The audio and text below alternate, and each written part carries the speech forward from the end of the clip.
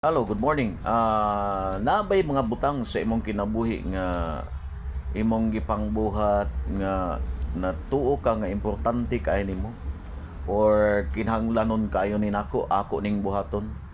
Pero nay usa ka tawo diri kung tan-aw na to diri sa John chapter 3 verse number 1 ingon siya, there was a man of Pharisee, pari ni siya named Nicodemus, a ruler of the Jews.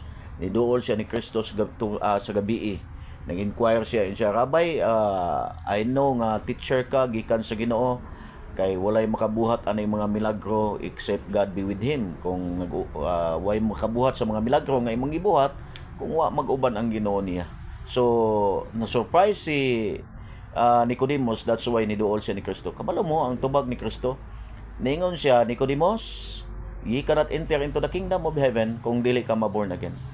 So, maybe, ang panghunahon ang Nicodemus lahi, iya lang pangutan-on kung tinuod ba gyud nga nag-uban ang Ginoo nimo.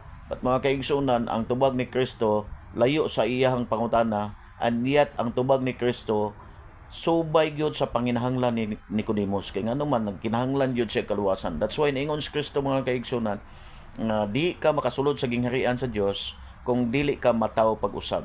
So maybe sa atong kinabuhi natay gipangbuhat or natay gi-inquire, natay gihangyo sa Ginoo, natay giduol sa Ginoo, pero dili ka importante. Ang pinagyud ka importante di ay nga ang imong kalag ma-safety, ma-secure, kinahanglan jud sure gyud atubangan sa Ginoo.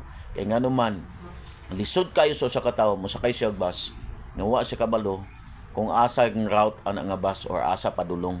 Kinahanglan kung gusto ka mo adto Cagayan, nasayod jud ka nga kana imong gisakyan padung gyud Cagayan. Same sod pod sa mga tao. Nagyod ang Bible, naghatag ka nato guide, naghatag ka nato assurance, naghatag ka nato gunsa gyud ang kagustuhan or pamaagi sa Ginoo. Kinahanglan gyud atong mabantayan, atong tukion kay niingon ang Biblia mga kaigsunan sa dihang pagduol ni Nicodemus ngadto kang Kristo. Ngayon siya teacher gid kas Ginoo, kay walay makabuhat anang mga milagro sama sa imong gibuhat kung wala ang Ginoo niya. And yet, ang tubag ni Kristo, wala ni subay sa pangutana ni Nicodemus. Niingon si Kristo, kinahanglan mataw ka pag-usab. Kaya di ka mataw pag-usab, di ka kasulod sa gingharian sa Dios. So na may mga butang sa atong kinabuhi nga atong gipangbuhat nga less important. Ang pinagyud ka importante, nga ang imong kalag, ma-connect, ma-secure, ma-sure atubangan sa Ginoo. Thank you and good morning.